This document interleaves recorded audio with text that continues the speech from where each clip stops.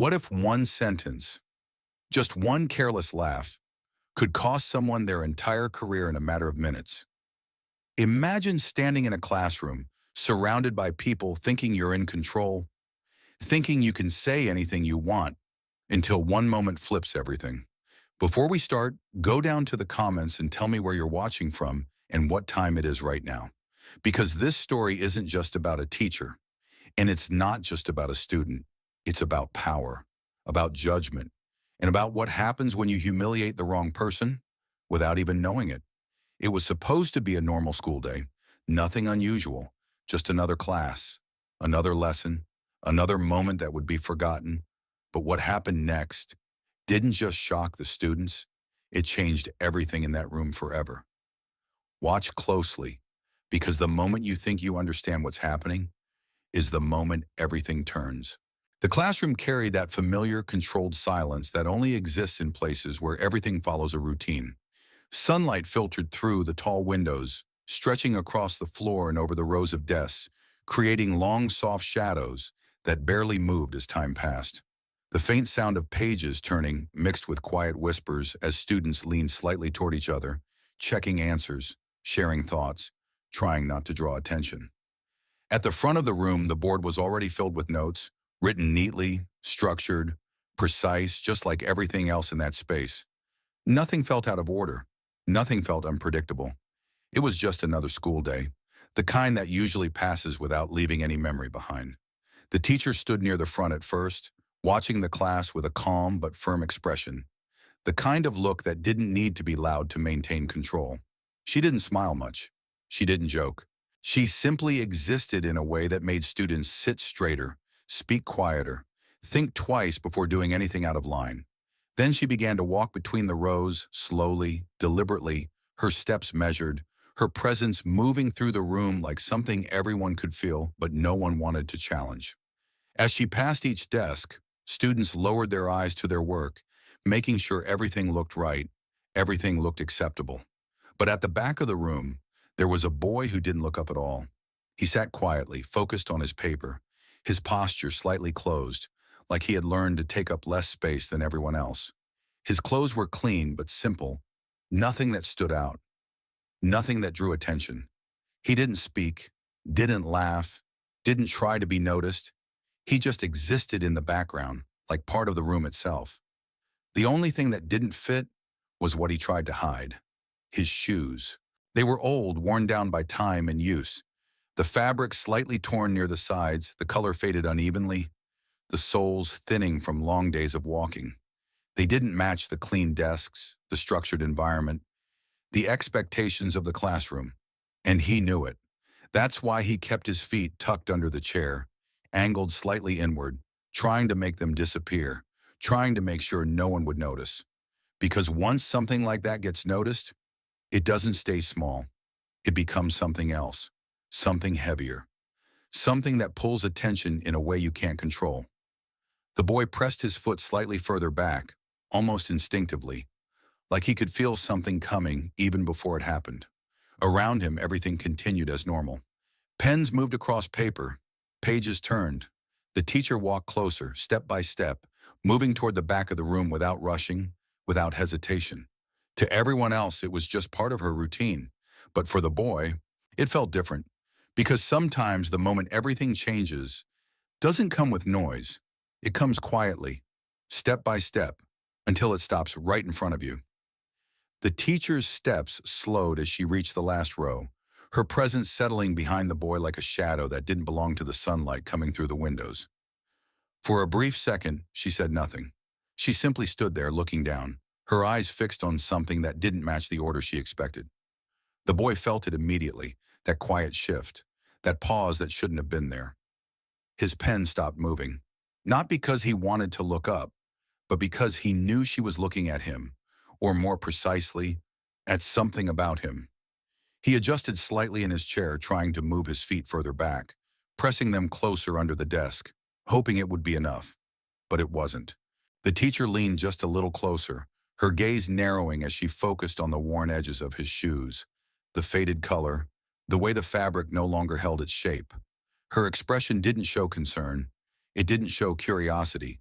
It showed judgment, quiet at first, then sharper.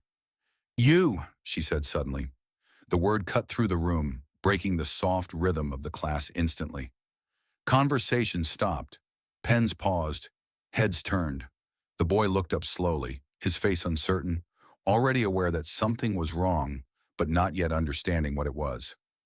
"Stand up," she said, her tone firm, leaving no space for hesitation. He blinked once, then pushed his chair back carefully, trying to keep his movements controlled.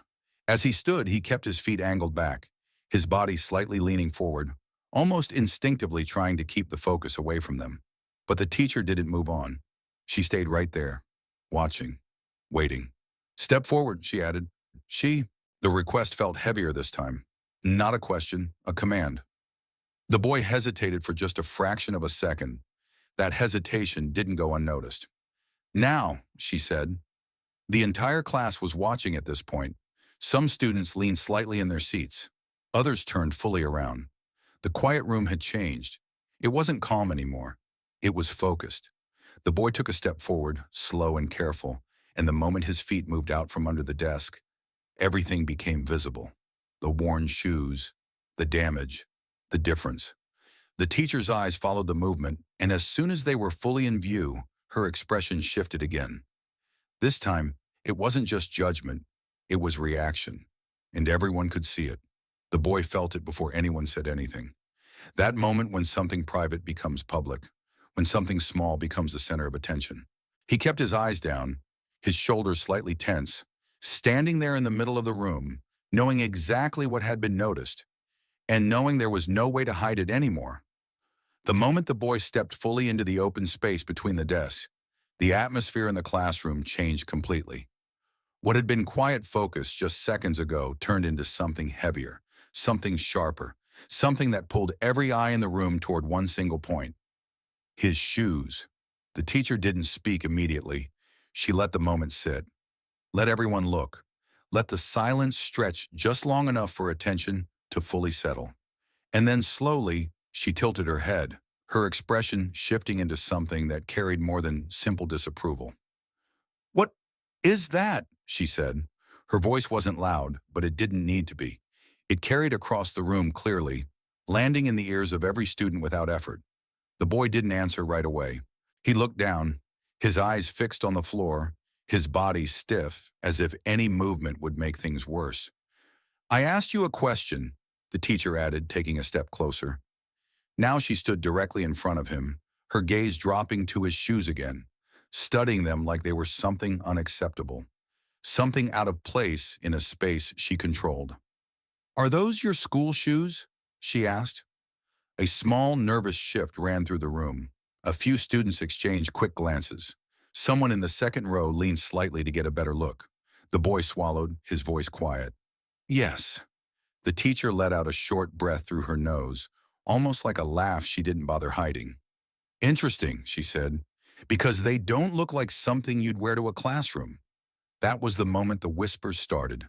Soft at first, almost unnoticeable, but then spreading, like a ripple through water. "Look at them," someone murmured. "They're falling apart." Another voice added, barely contained. The boy's hands tightened at his sides, his fingers curling slightly, trying to hold himself together, trying not to react, trying not to give anyone more than they already had. The teacher heard the whispers, and instead of stopping them, she leaned into them. "Do you think this is appropriate?" she asked, her voice lifting just enough to make sure everyone heard. "You walk into class like this and expect to be taken seriously?" The boy shook his head slightly, not as an answer, but as a reaction, as if he didn't even know how to respond to something like that. "They're just shoes," he said quietly. The teacher's lips curved into a smile. Not kind, not understanding, a smile that came from superiority. "Just shoes?" she repeated. "No, they're not just shoes. They say something." She turned slightly, gesturing toward the class. "Presentation matters, discipline matters, standards matter, and right now, this doesn't meet any of them." The words hit harder than shouting would have, because they weren't just about shoes anymore. They were about worth, about value, about where someone belonged. The boy's chest rose slowly as he took a breath, trying to stay steady, trying not to let his voice break. "I can still do the work," he said. That sentence changed something. Not in the teacher, but in the room. For a brief second, the whispers quieted, because what he said was simple, honest, true. But the teacher didn't accept it. She stepped closer again, her heels clicking softly against the floor, each step controlled, intentional. "This isn't just about work," she said. "It's about respect for the environment, for yourself, for the people around you." She looked down at his shoes again, then back up at his face. "And right now, you're showing none of that." The silence that followed was different, heavier, the kind that presses down on you, the kind that makes every second feel longer than it should. The boy didn't respond this time. He couldn't. Not because he didn't have something to say, but because nothing he said would change what had already happened. The teacher finally straightened slightly, taking a small step back, as if the moment was no longer worth her time. "Sit down," she said dismissively, "and next time, try to come prepared." The boy nodded once, barely noticeable, and turned back toward his desk. His steps were slower now, more careful, like every movement had weight. As he sat down, he pulled his chair in quietly and tucked his feet back under the desk again. But this time it didn't matter. Everyone had already seen. The whispers didn't fully stop. They just softened, turned into glances, into small looks that followed him even when no one spoke. And at the front of the room, the teacher continued the lesson as if nothing had happened, as if she hadn't just turned a small detail into something public, something painful, something that wouldn't be forgotten. Because sometime the loudest damage isn't done with shouting. It's done with words spoken calmly, in front of everyone. The classroom didn't return to normal after that. On the surface, everything looked the same. The teacher at the front, the board filled with notes, the quiet scratch of pens moving across paper. But something underneath had shifted. The rhythm was broken. The air felt heavier. Conversations didn't resume the same way. The laughter that had briefly surfaced didn't fully disappear. It just changed into something quieter, more controlled, more cutting. The boy sat back in his chair, his shoulders slightly pulled in, his posture tighter than before, like he was trying to make himself smaller, trying to disappear back into the background where he had been just minutes ago.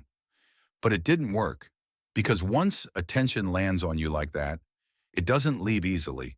He could feel it. The occasional glance from the side, the quick looks from the row in front of him. Someone behind him leaning just slightly to whisper something. He didn't turn. He didn't react. He kept his eyes on his paper, even though he wasn't really reading anymore. His mind wasn't there. It was still in that moment, still standing in the middle of the room, still hearing the teacher's voice, still feeling the weight of being looked at like something was wrong with him. At the front of the class, the teacher continued as if nothing had happened, her voice steady, controlled, moving through the lesson with the same structured tone she always used. "Now, if we look at the next example," she said, writing on the board, her handwriting precise and deliberate. She didn't look back at him again, not once, as if he was no longer important, as if the moment had already served its purpose and could now be forgotten. But it hadn't been forgotten, not by him and not by the room. The boy tried to focus. He really did. He looked at the lines on the board, at the numbers, at the words, trying to bring his attention back to something normal. But every few seconds, his awareness pulled back to his feet. Even though they were hidden under the desk again, it felt like they were still exposed, still visible, still being judged. He pressed them back further, his heel touching the leg of the chair behind him.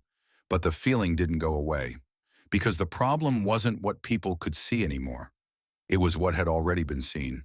A student 2 rows ahead turned slightly in his seat, just enough to look back again, then quickly faced forward when their eyes almost met. Another student leaned toward a friend, whispering something behind a hand, trying to hide it, but not well enough. The boy noticed everything. Even the smallest movements felt loud to him now. The smallest reactions felt amplified. And every one of them added to the same feeling, being singled out, being measured, being less. He swallowed slowly, his jaw tightening for a moment before he relaxed it again, forcing himself to stay calm. He didn't want to react, didn't want to give anyone more to look at, didn't want to turn a moment into something bigger, because he already knew it was big enough. At the front, the teacher paused, glancing over the room again, making sure everyone was following. For a split second, her eyes passed over the back row, over him, and then moved on. No acknowledgement, no correction, no reflection, just continuation. And somehow that made it worse, because it meant that what had happened wasn't important to her. It was normal, acceptable, just another moment she could move past without thinking twice. The boy lowered his gaze again, his fingers tightening slightly around his pen before loosening again. He tried to write something, anything, but the words didn't come out right. His thoughts were scattered, pulled in too many directions, stuck between embarrassment and control. The bell hadn't rung yet. The class wasn't over, and that made the time stretch longer than it should have. Every second felt heavier, slower, more noticeable, because he wasn't just sitting in a classroom anymore. He was sitting in a space where everyone had seen him and formed an opinion in a matter of seconds. And now there was nothing he could do to change it. The classroom door opened quietly, but in a room already heavy with unspoken tension, even that small sound cut through everything. The teacher paused mid-sentence, chalk still in her hand, and turned slightly toward the entrance with a controlled, almost annoyed expression. Interruptions weren't part of her routine. They weren't part of her structure. And yet, something about this one felt different. A man stepped inside. He didn't rush. He didn't apologize for interrupting. He simply entered, closing the door behind him with a soft click that seemed to echo longer than it should have. He was dressed sharply, not flashy, but precise. Everything about him looked intentional, calm, collected, the kind of presence that didn't demand attention, but naturally drew it anyway. The room shifted, not loudly, not obviously, but enough that students straightened slightly in their seats, their attention moving from the board to him. The teacher adjusted her posture immediately, her tone changing as she set the chalk down. "Yes," she said, her voice now more formal, more controlled. The man looked at her briefly, then let his gaze move across the room, slowly, observing, taking in the space, the students, the atmosphere, and then his eyes stopped, on the back row, on the boy, just for a second. But that second carried weight, because something in his expression changed. Subtle, but real.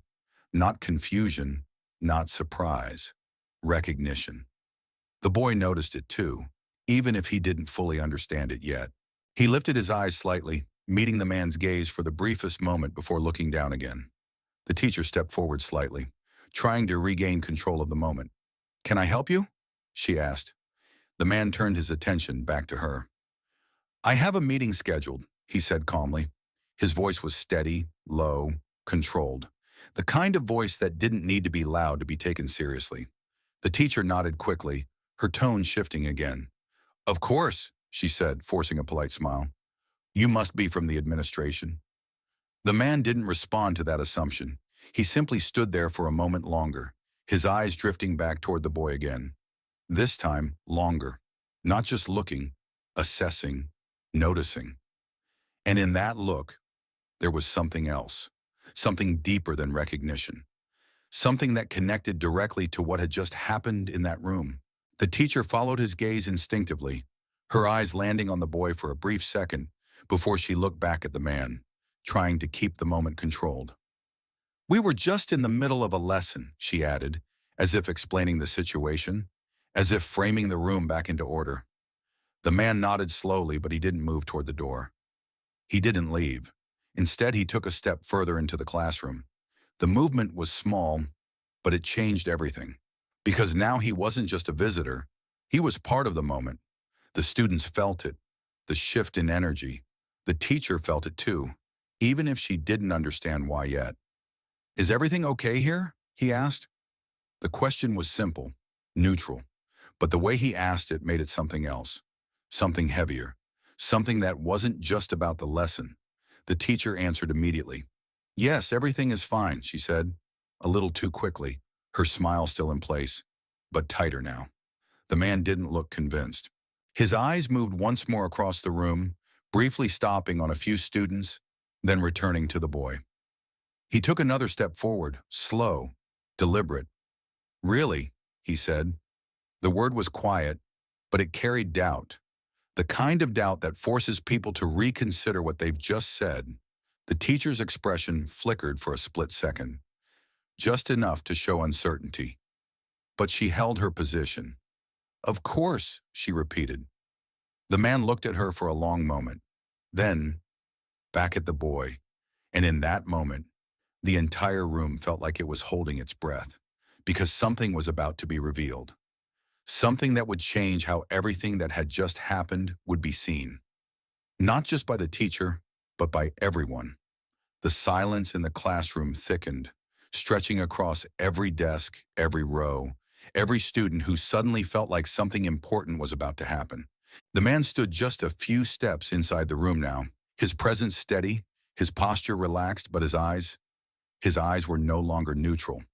They had settled fully on the boy.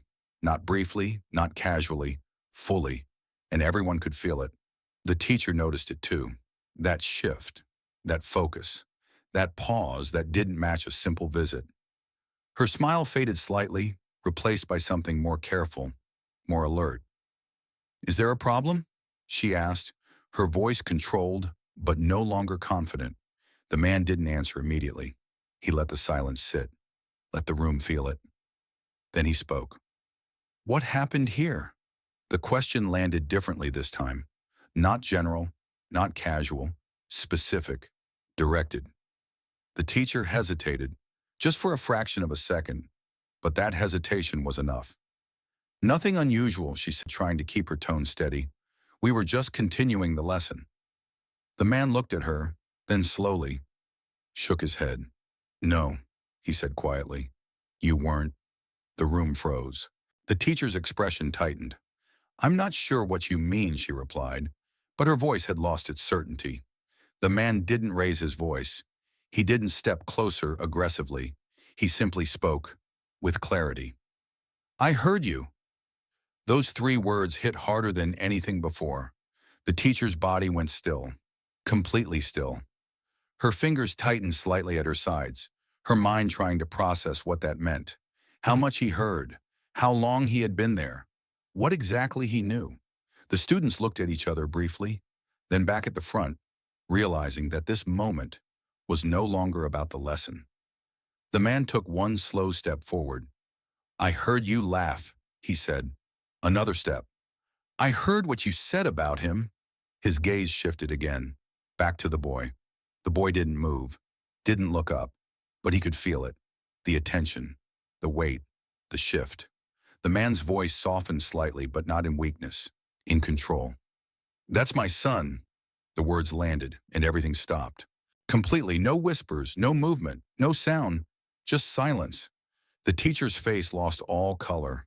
Her eyes widened slightly, then shifted toward the boy, then back to the man. Her mind trying to reject it, to reframe it, to find something that would make it not true. "Your son?" she repeated, her voice barely holding together. The man nodded once. "Yes."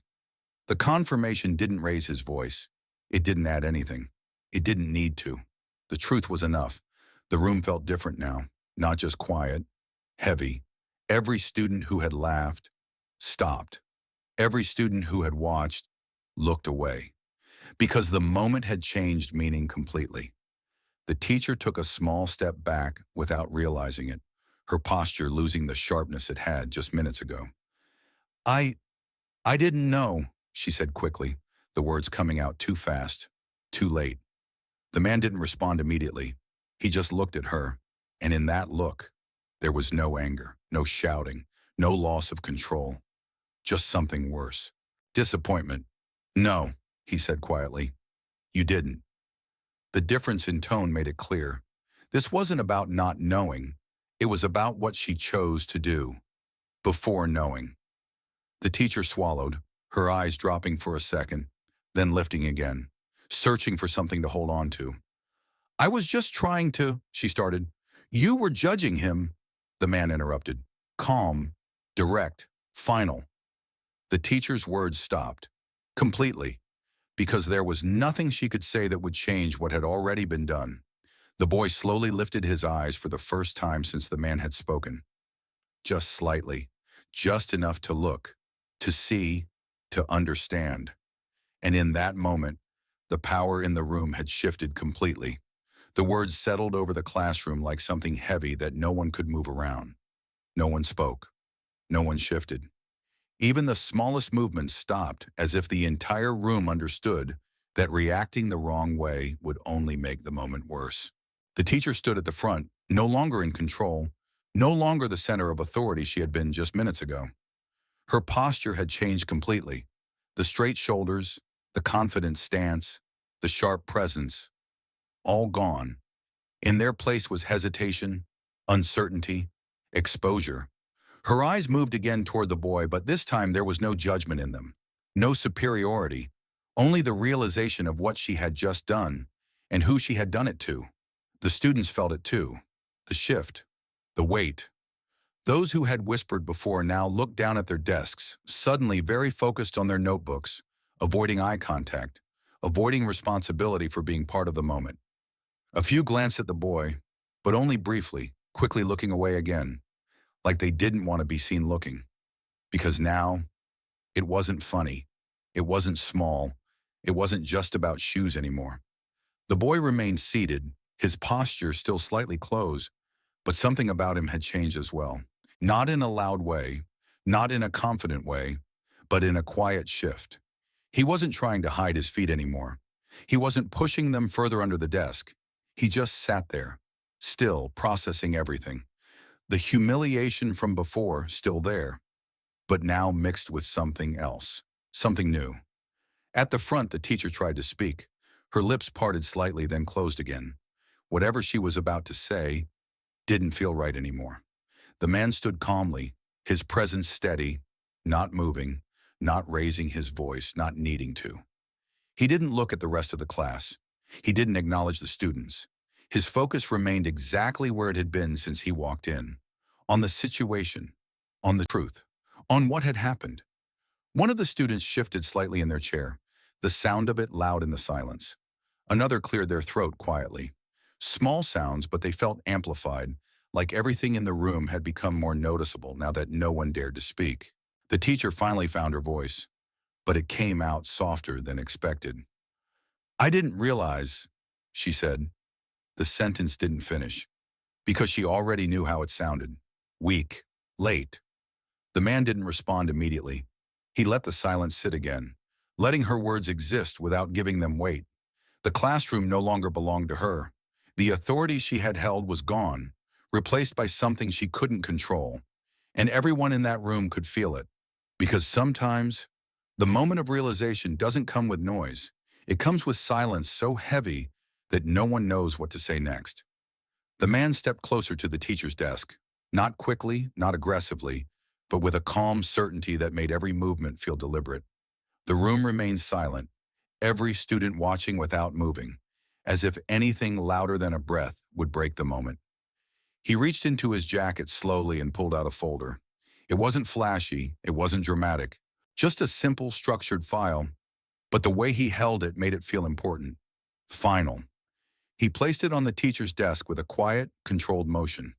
The sound of it touching the surface was soft, but in that silence, it felt loud. The teacher's eyes dropped to it immediately, her focus shifting from him to what he had just put down. "I came here for a reason," he said. His voice remained steady. No anger, no raised tone, just clarity. The teacher didn't touch the folder yet. She hesitated, her hand hovering slightly above it, as if she wasn't sure she wanted to know what was inside. "What is this?" she asked quietly. The man looked at her. "Open it." There was no pressure in his voice, but there was no room to refuse either. The teacher slowly placed her hand on the folder and opened it. The pages inside were neatly arranged, official, structured, not something casual. Her eyes moved across the first page quickly, then slowed, then stopped. Her expression changed again. Not confusion this time, not uncertainty, shock. Her posture shifted back slightly, her shoulders lowering as if something invisible had just pushed her. "This is," she started, but her voice caught. She flipped the page, then another, each movement slower than the last. The students leaned slightly forward in their seats, not enough to be obvious, but enough to feel the shift, enough to understand that something significant was happening. The teacher looked up at him, her face pale. You're buying the school, she said, her voice barely holding steady. The man nodded once. Not buying, he corrected calmly. Already bought. The words landed harder than anything else he had said, because there was no future tense, no possibility, no condition. It had already happened. The teacher's hand tightened slightly on the edge of the folder, her fingers pressing into the paper, her mind trying to process the timeline, the connection, the reality. As of today, he continued, this school is under my ownership. Silence, complete, absolute. The room felt smaller now, tighter, like everything inside it had shifted position without moving. The teacher slowly closed the folder, her movements no longer controlled, no longer precise. I didn't know, she said again, but the sentence sounded weaker this time, almost automatic. The man looked at her for a long moment, then spoke quietly. That's the problem. The words weren't loud, but they carried weight, because they weren't just about the situation, they were about everything that had happened before it. The teacher's eyes dropped. She had nothing to say, nothing that would fix it, nothing that would change what had already been done. The man turned his head slightly, his gaze moving toward the boy again. The same boy who had been standing in front of the class just minutes ago, being judged, being laughed at, being reduced to something small. And now, nothing about him had changed. The same shoes, the same clothes, the same posture. But everything around him had. The power in the room had shifted completely, and everyone could feel it. The silence held for a few seconds longer, as if the room itself needed time to settle into what had just been revealed. The teacher stood behind her desk, the folder still in her hands, but it no longer looked like something she controlled. It looked like something that had taken control from her. Her eyes stayed lowered for a moment, then slowly lifted, but not with the same certainty as before. Whatever confidence she had walked into the classroom with was gone. The man didn't say anything else right away. He didn't need to. The truth was already there, sitting on the desk between them, filling the room more loudly than any words could. He simply turned slightly, shifting his attention back to his son. The boy looked up again, this time not as someone trying to avoid attention, but as someone trying to understand what this moment meant. His posture hadn't changed much. He was still quiet, still reserved, but the way he held himself was different now. Not hidden, not shrinking, just still, present. The man stepped toward him slowly, his movements controlled, his expression softening slightly, just enough to separate this moment from everything else that had happened. Let's go, he said quietly. The words were simple, but they carried something else. Not just an instruction, a decision. The boy nodded once and stood up from his chair. This time, he didn't try to hide his shoes. He didn't push his feet back. He didn't angle himself away from the room. He just stood, the same way he had been told to stand before. But now, the room looked at him differently. The students who had whispered earlier now watched in silence, their expressions uncertain, some looking down again, some following him with their eyes as he moved. The teacher remained still, her hands resting lightly on the desk, the folder still beneath them. She opened her mouth slightly like she was about to say something. Apologize, explain, fix. But nothing came out. Because there are moments where words don't fix anything. The man and the boy walked toward the door together, step by step, the sound of their footsteps the only thing breaking the silence now. As they reached the doorway, the man paused for just a moment, not turning fully, not addressing the class, but just enough to speak clearly. Next time, he said, his voice calm, steady, controlled. Ask before you judge. The sentence didn't come with anger. It didn't come with force. But it landed harder than anything else in the room, because it wasn't just directed at the teacher. It was for everyone who had watched and said nothing. Then he opened the door and stepped out, the boy following beside him. The door closed softly behind them, and just like that, they were gone. The classroom remained exactly as it was. Same desks, same light, Same board, but nothing felt the same anymore. The teacher stood there, still, the folder in front of her, the silence around her, and the weight of what had just happened pressing down in a way she couldn't ignore. Because sometime, the biggest lesson in the room isn't the one written on the board.